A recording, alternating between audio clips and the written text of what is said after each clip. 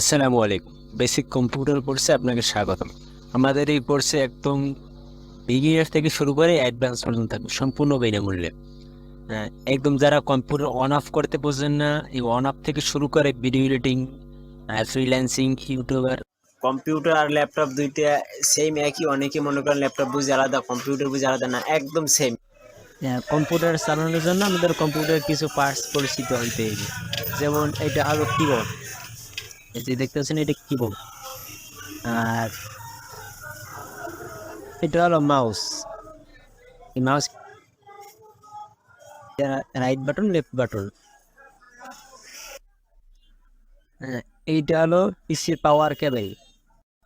আর এইটা হলো পিসির মনিটর লাইন। এবার দেখাবো পিসি অন করতে হয় কি অন করার জন্য পিসির পাওয়ার বাটনে প্রেস করতে হবে। আর এইটা হলো পিসির পাওয়ার বাটন। এই পাওয়ার বাটনে একবার ক্লিক করলে পিসি অন হয়ে যায়। আর তেমন কোনো কাজ নেই, জাস্ট শুধু পাওয়ার একবার প্রেস করলেই পিসি অন হয়ে যায়। অনেকের অনেক ধারণা কি জানে কি করতে, আসলে কিচ্ছু না, জাস্ট পাওয়ার একবার প্রেস করলেই পিসি অন হয়ে যায়। যেরকম মোবাইলে পাওয়ার বাটনে প্রেস করে ধরে রাখতে হয়, কিন্তু পিসিতে পাওয়ার প্রেস করে ধরে রাখতে হয় না, জাস্ট একবার ক্লিক করলেই পিসি অন হয়ে যায়।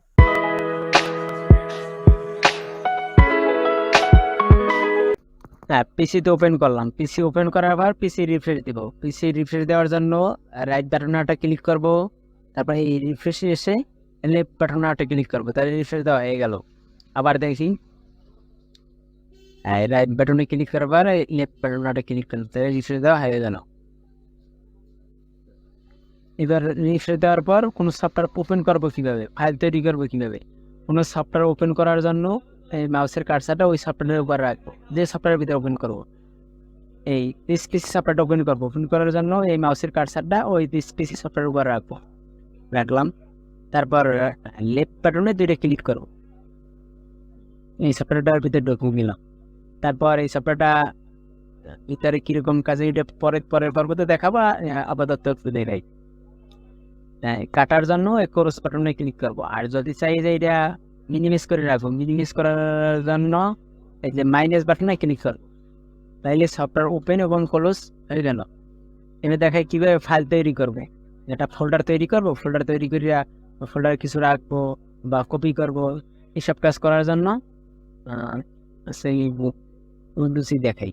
রাইট বাটনটা ক্লিক করবো, নিউতে যাব, নিউতে গিয়ে এই ফোল্ডারে যে ফোল্ডারটা ক্লিক করবো, তাইলে এই ফোল্ডার হয়ে গেল। ফোল্ডার হয়ে গেলে আমাদের নাম দিতে চাই, নাম দেওয়ার জন্য এই ইন্টারেস্ট আপনারা নিউ ফোল্ডার নামেই থাকবে। আর যদি কোনো নাম রাখতে চাই তাহলে